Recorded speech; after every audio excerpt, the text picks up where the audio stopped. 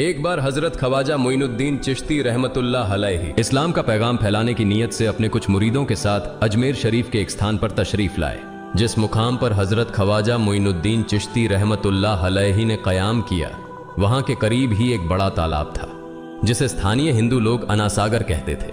उस दौर में इस तालाब की वसात और पवित्रता के कारण हिंदू समाज में इसका बहुत एहतराम किया जाता था। उनका यह अकीदा था कि जो शख्स दिन भर गुनाह करने के बाद इस तालाब में गौस्ल करता है, उसके तमाम गुनाह धुल जाते हैं। इसी वजह से वे इस तालाब को हमेशा दियों से सजाए रखते थे। कहा जाता है कि इस तालाब में हर रात दिए जलाने के लिए तकरीबन 3 मन तेल की जरूरत होती थी। तालाब की पवित्रता के कारण वहां सभी हिंदुओं को दाखिल होने की इजाजत नहीं थी। सिर्फ आला तबके के ब्राह्मण ही वहां गौस्ल कर सकते थे और तालाब के पानी को छू सकते थे। उनका यह मानना था कि अगर ब्राह्मणों के अलावा कोई और तालाब के पानी को छू ले तो पानी नापाक हो जाएगा। हजरत ख्वाजा मोइनुद्दीन चिश्ती रहमतुल्लाह अलैहि और उनके मुरीद लंबे सफर से थके हुए थे। कुछ देर आराम फरमाने के बाद जब नमाज का वक्त हुआ तो ख्वाजा मोइनुद्दीन चिश्ती रहमतुल्लाह अलैहि ने हजरत बख्तियार काकी रहमतुल्लाह अलैहि को अजान देने का हुक्म दिया। हुक्म पाकर हजरत बख्तियार काकी रहमतुल्लाह अलैहि ने अजान देना शुरू किया। उस वक्त हिंदुस्तान में तौहीद का पैगाम और अजान के अल्फाज किसी ने नहीं सुने थे। जब लोगों ने पहली बार अजान के अल्फाज सुने तो उनके दरमियान हलचल मच गई। लोग अपने घरों से बाहर आकर एक दूसरे से कहने लगे, ये फकीर लोग कहां से आ गए और ये क्या पढ़ रहे हैं। अजान खत्म होने के बाद हजरत ख्वाजा मोइनुद्दीन चिश्ती रहमतुल्लाह अलैहि और उनके साथियों ने अनासागर तालाब पर जाकर वुजू करना शुरू किया। जब हिंदू पुजारियों ने देखा कि एक अजनबी दरवेश उनके मखसूस तालाब का इस्तेमाल कर रहा है तो उनके दिल में गुस्से की आग भड़क उठी। एक पुजारी बोला, यह दरवेश कहां से आ गया? बिना हमारी इजाजत के इसने हमारे पाक तालाब को हाथ लगा दिया। हम इस तालाब को कितना मुकद्दस मानते हैं और इन मुसाफिरों ने इसे नापाक कर दिया है। इसका कोई हल निकालना ही होगा। इसके बाद हजरत ख्वाजा मोइनुद्दीन चिश्ती रहमतुल्लाह अलैहि ने तमाम साथियों के साथ मिलकर जमात के साथ नमाज अदा की। लोग ये मंजर देखने लगे और कहने लगे, ये तो कोई अजीब फकीर है। हमारे मंदिरों में सब देवी देवता मौजूद हैं और ये उनकी इबादत न करके किसी नए खुदा की इबादत कर रहा है। अगर मंदिर के बाहर भी कोई खुदा है तो उसे भी मंदिर में रखा जाना चाहिए ताकि लोग उसकी भी पूजा कर सकें। शाम ढलने लगी। शाम होते ही राजा पृथ्वीराज के ऊंटों के चरवाहे अपने ऊंट लेकर उस जगह पहुंचे। इत्तेफाक से हजरत ख्वाजा मोइनुद्दीन चिश्ती रहमतुल्लाह अलैहि उसी जगह पर तशरीफ फरमा थे जहां आमतौर पर राजा के ऊंट आराम किया करते थे। चरवाहों ने देखा कि एक दरवेश का काफिला उनके मुकाम पर आकर बैठा है। उन्होंने हजरत ख्वाजा मोइनुद्दीन चिश्ती रहमतुल्लाह अलैहि और उनके साथियों से कहा, अरे फकीर बाबा, आप कहां से तशरीफ लाए हैं और यहां आकर बैठ गए? क्या आपको मालूम नहीं कि यहां रोजाना राजा पृथ्वीराज के ऊंट आराम फरमाते हैं? राजा के ऊंट यहां आराम करते हैं। ये जानते हुए भी आपने यहां बैठने की जुर्रत कैसे की? हजरत ख्वाजा मोइनुद्दीन चिश्ती रहमतुल्लाह अलैहि ने उन चरवाहों को नरमी से जवाब दिया, बाबा, हम मुसाफिर हैं और अनजान हैं। हमें मालूम नहीं था कि इस मुकाम पर राजा के ऊंट आराम करते हैं। चूंकि हम पहले ही यहां रात गुजारने का इरादा कर चुके हैं, तुम अपने ऊंटों को आज किसी और जगह आराम देने ले जाओ। आसपास बहुत सी जगहें हैं। हजरत ख्वाजा मोइनुद्दीन चिश्ती रहमतुल्लाह अलैहि का जवाब सुनकर पृथ्वीराज के चरवाहे बोले, फकीर की हिम्मत तो देखो, कहता है कि राजा के ऊंटों को कहीं और ले जाएं और खुद यहां बैठे रहेंगे। फकीर बाबा, यह तो हरगिज मुमकिन नहीं है। राजा के ऊंट अपने ही मुकाम पर बैठेंगे। यह कहकर चरवाहों ने हजरत ख्वाजा मोइनुद्दीन चिश्ती रहमतुल्लाह अलैहि और उनके साथियों को वहां से उठाने के लिए दुर्व्यवहार करना शुरू कर दिया। हजरत ख्वाजा मोइनुद्दीन चिश्ती रहमतुल्लाह अलैहि बहुत ही सरल स्वभाव के थे। जब उन्होंने देखा कि चरवाहे दुर्व्यवहार कर रहे हैं तो उन्होंने बख्तियार काकी रहमतुल्लाह अलैहि से कहा, बख्तियार, हम यहां बैठकर क्या करेंगे? जब राजा के ऊंटों को यहीं बैठाना है तो रहने दो, ऊंट यहीं बैठे, हम यहां से जा रहे हैं। यह कहकर हजरत ख्वाजा मोइनुद्दीन चिश्ती रहमतुल्लाह अलैहि अपने साथियों के साथ वहां से चले गए। अगली सुबह जब ऊंटों को फिर से चरागाह में ले जाने का समय आया तो चरवाहे ऊंटों को उठाने की कोशिश करने लगे, लेकिन बार बार कोशिश के बावजूद वे ऊंटों को उठा नहीं सके, क्योंकि अल्लाह के वली हजरत ख्वाजा मोइनुद्दीन चिश्ती रहमतुल्लाह अलैहि ने कहा था कि ऊंट यहीं बैठेंगे। अल्लाह रब्बुल आलमीन ने उनकी यह दुआ कबूल कर ली थी और ऊंटों को आदेश दिया था कि जब तक मोइनुद्दीन चिश्ती खुद नहीं कहेंगे तब तक वे यहीं बैठे रहेंगे। इसके बाद चरवाहे ऊंटों के न उठने का कारण जानने लगे। उनमें से एक नेक चरवाहा था जिसने कहा, क्या तुम्हें याद है कि हमने कल यहां से एक दरवेश को उठाया था? जाते जाते उन्होंने कहा था कि हम जा रहे हैं, राजा के ऊंट यहीं बैठेंगे। मुझे लगता है कि उनके कहे शब्दों के कारण ही राजा के ऊंट उठ नहीं पा रहे हैं। शायद वह कोई बड़े वली हैं या अल्लाह का कोई अवतार है। इस बात को महामहिम राजा के समक्ष रखते हैं। इसके बाद चरवाहे पृथ्वीराज के पास पहुंचे और हाथ जोड़कर निवेदन किया, महाराज, हमने बहुत कोशिश की, लेकिन आपके ऊंटों को उनके स्थान से नहीं उठा सके और उन्हें चरागाह में घास चराने नहीं ले जा पा रहे हैं। राजा पृथ्वीराज ने आश्चर्य से पूछा, क्या ऊंटों को कोई बीमारी है जिस कारण वे उठ नहीं पा रहे? चरवाहों ने कहा, महाराज, ऊंट पूरी तरह स्वस्थ हैं, उन्हें कोई बीमारी नहीं है। पृथ्वीराज ने कहा, तो फिर वे अपनी जगह से क्यों नहीं उठ रहे? चरवाहों ने कहा, महाराज, कल उस स्थान पर एक दरवेश बैठे थे, हमने उनके और उनके साथियों के साथ काफी दुर्व्यवहार किया और उन्हें वहां से उठा दिया था। जाते जाते उन्होंने कहा था, राजा के ऊंट यहाँ बैठेंगे और उठेंगे नहीं। हमें लगता है कि दरवेश की बद्दुआ के कारण ही ऊंट अपनी जगह से नहीं उठ पा रहे हैं। तब पृथ्वीराज ने हुक्म दिया, अच्छा, जाओ और उस दरवेश को मेरे पास ले आओ। जब हजरत ख्वाजा मोइनुद्दीन चिश्ती रहमतुल्लाह अलैहि पृथ्वीराज के दरबार में पहुंचे तो पृथ्वीराज ने उनसे पूछा, ए दरवेश, आपने मेरे ऊंटों को क्यों पंगु बना दिया है? मेरे ऊंट भूखे मर रहे हैं, कृपया अपना जादू उनसे हटा लें। अगर जादू नहीं हटाया तो मेरे ऊंट भूखे मर जाएंगे। पृथ्वीराज की बात सुनकर हजरत ख्वाजा मोइनुद्दीन चिश्ती रहमतुल्लाह अलैहि मुस्कुराते हुए बोले, हे अल्लाह के बंदे, हम मुसलमान हैं और मुसलमान कभी जादू नहीं करते। तुम्हारे ऊंटों को मैंने नहीं बल्कि इस संसार के पालनहार महान अल्लाह रब्बुल आलमीन ने बैठाया है। उनकी आज्ञा से ऊंट बैठे हैं और उनकी आज्ञा से ही उठेंगे। लेकिन मैं उस सर्वशक्तिमान से प्रार्थना कर सकता हूं कि वह तुम्हारे ऊंटों को उठने की अनुमति दे। इसके बाद हजरत ख्वाजा मोइनुद्दीन चिश्ती रहमतुल्लाह अलैहि ने अल्लाह से दुआ की, हे अल्लाह, इन ऊंटों को उनकी जगह से उठने की तौफीक दें। हजरत ख्वाजा मोइनुद्दीन चिश्ती रहमतुल्लाह अलैहि की दुआ करते ही चरवाहों ने देखा कि ऊंट अपनी जगह से उठकर चरागाह की ओर बढ़ने लगे। यह दृश्य देखकर चरवाहे चकित रह गए और हजरत ख्वाजा मोइनुद्दीन चिश्ती रहमतुल्लाह अलैहि की करामत की खबर पूरे अजमेर में फैल गई। जैसे जैसे हिंदुओं के बीच हजरत ख्वाजा मोइनुद्दीन चिश्ती रहमतुल्लाह अलैहि की करामत की बातें फैलने लगीं और इस्लाम की महानता उनके सामने प्रकट होने लगी, मंदिर के पुजारी भयभीत हो गए। वे सोचने लगे, अगर यही चलता रहा तो सभी हिंदू मुसलमान बन जाएंगे। तब वे पृथ्वीराज के पास पहुंचे और निवेदन किया, महाराज, ये दरवेश हमारे राज्य में अशांति फैला रहे हैं। यदि आपने अभी इनका कोई उचित समाधान नहीं निकाला तो ये दरवेश सभी हिंदुओं को मुसलमान बना देंगे और तब हमारे देवताओं की पूजा करने वाला कोई नहीं बचेगा।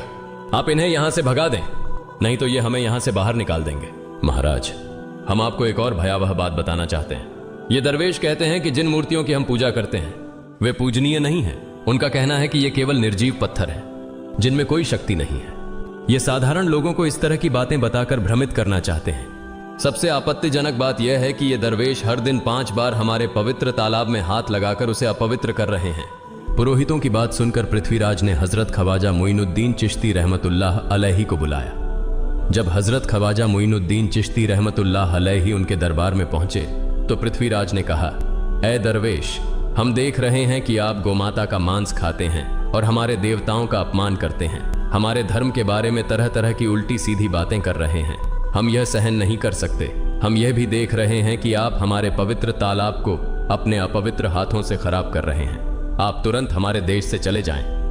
हजरत ख्वाजा मोइनुद्दीन चिश्ती रहमतुल्लाह अलैहि ने कहा, बाबा, हम लोग तो केवल वुजू करते हैं, नहाते नहीं। अगर पूरी देह के स्पर्श से आपके तालाब का पानी खराब नहीं होता है तो केवल हमारे हाथ और चेहरे के पानी से तालाब अपवित्र कैसे हो सकता है? यह सुनकर पृथ्वीराज ने कहा, वे सभी लोग हमारे धर्म के हैं जबकि तुम लोग कहीं और से आ गए हो। तुम हमारे धर्म के नहीं हो, इसलिए तुम्हारे हाथ लगाने से हमारा तालाब अपवित्र हो जाता है। तब हजरत ख्वाजा मोइनुद्दीन चिश्ती रहमतुल्लाह अलैहि ने कहा, अच्छा बाबा, हम अब आपके तालाब के पानी को हाथ नहीं लगाएंगे, लेकिन हमें पानी की जरूरत है तो हम चाहते हैं कि केवल एक बर्तन में पानी ले लें। पृथ्वीराज ने कहा, ठीक है, तुम पानी ले सकते हो, लेकिन तुम्हारा बर्तन तालाब में लगे, तुम्हारे हाथ नहीं। अगर तुम्हारे हाथ स्पर्श करें तो हम इसके खिलाफ सख्त कार्रवाई करेंगे। राजा के साथ सहमति के बाद हजरत ख्वाजा मोइनुद्दीन चिश्ती रहमतुल्लाह अलैहि ने अपने मुख्य खलीफा बख्तियार काकी रहमतुल्लाह अलैहि से कहा, बख्तियार, जाओ और राजा के तालाब से एक बर्तन में पानी ले आओ, लेकिन बहुत सावधानी से पानी लेना ताकि तुम्हारा हाथ तालाब के पानी को छू न सके। बख्तियार काकी रहमतुल्लाह अलैहि हजरत ख्वाजा मोइनुद्दीन चिश्ती रहमतुल्लाह अलैहि के आदेश का पालन करते हुए आना सागर से पानी लेने गए। उन्होंने बर्तन को तालाब में डुबोया और उनका हाथ पानी को नहीं छू सका क्योंकि चमत्कारवश पूरा तालाब एक छोटे बर्तन में समा गया। आना सागर पूरी तरह से सूख गया और उसकी तली में केवल सूखी रेत दिखाई देने लगी। जब पुरोहितों ने देखा कि उनके पवित्र तालाब में एक भी बूंद पानी नहीं बची है और वह मरुस्थल की तरह सूख गया है तो वे घबराते हुए राजा पृथ्वीराज के पास गए और बोले, महाराज, यह तो भारी संकट हो गया है। पृथ्वीराज ने पूछा, क्या हुआ? पुरोहितों ने कहा, उस दरवेश ने हमारे पूरे तालाब का पानी ले लिया है। अब हमारे पवित्र तालाब में एक बूंद भी पानी नहीं है। अगर इस तालाब में पानी नहीं होगा तो हम अपने पापों का प्रायश्चित कैसे करेंगे? दूर दूर से हजारों हिंदू लोग इस तालाब में स्नान करने आते हैं ताकि वे अपने पाप धो सकें। अगर पानी नहीं रहेगा तो वे यहां आना बंद कर देंगे, जिससे हमारा बड़ा नुकसान होगा और अजमेर की मान मर्यादा मिट्टी में मिल जाएगी। पृथ्वीराज गहरे विचार में पड़ गए। वे हजरत ख्वाजा मोइनुद्दीन चिश्ती रहमतुल्लाह अलैहि के खिलाफ कोई कठोर कदम उठाने से झिझक रहे थे, क्योंकि उन्हें आशंका थी कि अगर उन्होंने दरवेश के खिलाफ सैनिक भेजे और दरवेश ने सैनिकों पर भी जादू कर दिया तो उनकी परेशानी और बढ़ जाएगी। इसलिए उन्होंने कहा, तुम लोग जाओ और उस दरवेश को मेरे पास बुला कर लाओ। मैं देखता हूं कि वह क्या चाहता है। अगर उसकी मांग उचित होगी तो हम उसे मान लेंगे, और यदि उचित नहीं हुई तो हम माफी मांगकर अपना तालाब का पानी वापस ले लेंगे। जब हजरत ख्वाजा मोइनुद्दीन चिश्ती रहमतुल्लाह अलैहि पृथ्वीराज के दरबार में पहुंचे तो पृथ्वीराज ने कहा, ऐ बाबा, आपने हमारे तालाब का सारा पानी ले लिया है। हम अपने पापों का प्रायश्चित कैसे करेंगे? पूरे दिन के पाप हम इस तालाब में स्नान करके धोते हैं। अगर तालाब में पानी नहीं होगा तो हम अपने पाप कैसे धोएंगे? हजरत ख्वाजा मोइनुद्दीन चिश्ती रहमतुल्लाह अलैहि ने उत्तर दिया, देखो बाबा, तुम्हारे पास आना सागर है, पर दुनिया के हर कोने में ऐसा तालाब नहीं है, तो क्या वे लोग अपने पाप कैसे धोएंगे? पापों को धोने की ताकत इस तालाब के पानी में नहीं है। पापों को माफ करने वाला केवल अल्लाह है, जिसने आकाश, धरती और पूरी सृष्टि बनाई है। उसकी इजाजत के बिना एक पत्ता भी नहीं हिलता। इसलिए मैं तुम्हें इस भ्रम को छोड़कर सही राह पर आने की दावत देता हूं। वहां मौजूद हजारों हिंदू हजरत ख्वाजा मोइनुद्दीन चिश्ती रहमतुल्लाह अलैहि की बातें मंत्रमुग्ध होकर सुन रहे थे।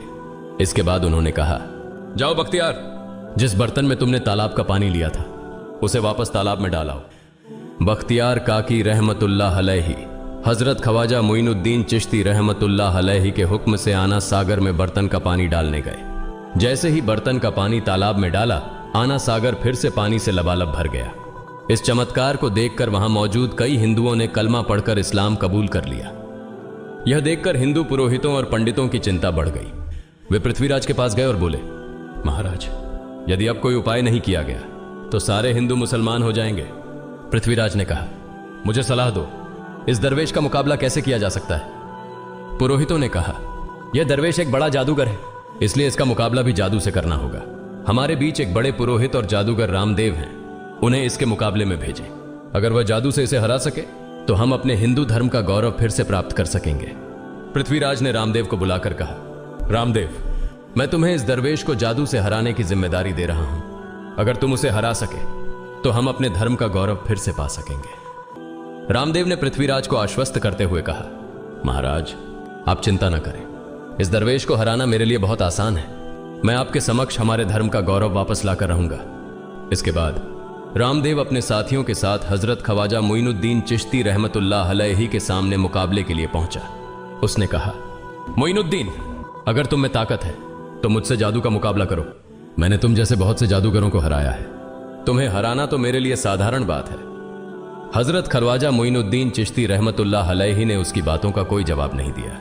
रामदेव ने देखा कि हजरत ख्वाजा मोइनुद्दीन चुप हैं, तो उसने गाली गलौज करना शुरू कर दिया। जब रामदेव अपनी हदें पार कर गया तो हजरत ख्वाजा मोइनुद्दीन ने उसकी आंखों में देखते हुए कहा, रामदेव, तू चिल्ला रहा है, लेकिन मैं तेरे माथे पर ईमान की रोशनी देख रहा हूं। हजरत ख्वाजा मोइनुद्दीन चिश्ती रहमतुल्लाह अलैहि की यह बात सुनते ही रामदेव कांपने लगा, और उसी क्षण अल्लाह रब्बुल आलमीन ने उसके दिल में ईमान की रोशनी डाल दी। रामदेव हजरत ख्वाजा मोइनुद्दीन चिश्ती के चरणों में गिर पड़ा और बोला, हे अल्लाह के वली, मैंने आपके साथ बहुत बेअदबी की है, मुझे माफ करें और मुझे कलमा पढ़ाकर इस्लाम की राह दिखाएं। हजरत ख्वाजा मोइनुद्दीन चिश्ती रहमतुल्लाह अलैहि ने रामदेव को कलमा पढ़ाया और उनका नाम रखा मोहम्मद सादिक। इतिहास बताता है कि बाद में रामदेव मोहम्मद सादिक के रूप में एक बड़े अल्लाह के वली बन गए। प्रिय पाठकों, सोचें, जो रामदेव हजरत ख्वाजा मोइनुद्दीन चिश्ती को पराजित करने आए थे, वही अब उनके हाथ में हाथ देकर इस्लाम की शांति की छांव में आ गए। यह अल्लाह रब्बुल आलमीन का चमत्कार और शक्ति है, जो जिसे चाहे हिदायत दे सकता है। आमीन।